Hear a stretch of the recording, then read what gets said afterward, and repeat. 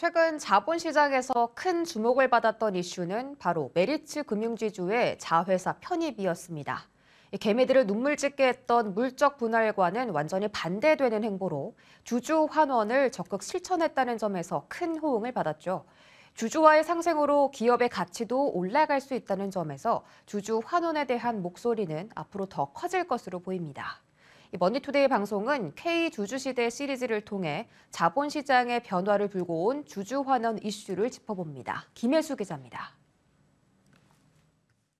메리츠 금융지주가 메리츠 화재와 증권을 완전 100% 자회사로 편입하기로 결정한 직후 이들 세 곳의 주가는 상한가로 직행했습니다. 주가가 이처럼 급등한 건 메리츠 지주가 기존 대기업과는 전혀 다른 행보를 보였기 때문입니다. SK와 LG는 물론 최근 몇 년 새 카카오 등 대기업들은 주력 자회사를 떼내 줄줄이 상장을 해왔습니다. 적은 지분으로도 대주주의 자회사 지배력을 확대할 수 있고 자금 조달 역시 용이하기 때문입니다.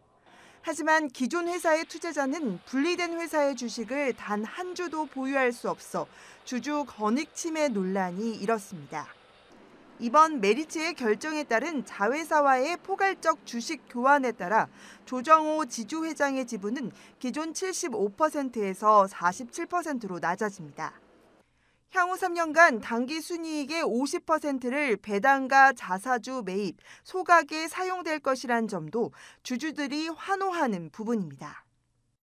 주주에게 배당과 주가의 형태로 환원될 수 있는지 등이 함께 고려되어야 될 것으로 보이고요. 그 과정에서 경영진이나 지배대주주의 이해관계가 아닌 전체적인 주주의 이해관계에 부합될 수 있도록 의사결정을 하는 것이 보다 중요할 것으로 생각됩니다. 물론 분할 여부에 주주 환원의 초점이 맞춰져 있는 건 아닙니다. 중요한 건 회사의 중대한 결정으로 주주의 권익이 침해됐는지 여부에 있습니다. 이를 위해 금융당국은 지난 9월 소액주주 권익 제고를 위해 기업 분할 시 공시 강화, 상장 심사 강화, 주식 매수 청구권 도입 등을 담은 방안을 발표했습니다. 특히 회사 분할을 반대하는 주주들의 주식을 사주는 주식 매수 청구권 도입과 관련해선 자본시장법 시행령 개정을 올해 안에 마무리할 계획입니다. 다만 주식 매수 청구권에 있어 매수 가격을 놓고 진통도 예상됩니다. 회사와 주주 간의 협의가 되지 않으면 시장 가격으로 주식을 사주게 되는데 이 과정에서 주주가 불리한 상황에 놓일 수 있다는 지적이 나옵니다. 자본시장 시행령에 보면은 시장 가격 또는 공정 가격으로 돼 있거든요. 근데 사실 그 조항을 공정 가격으로 적용을 안 하는 게 문제였어요.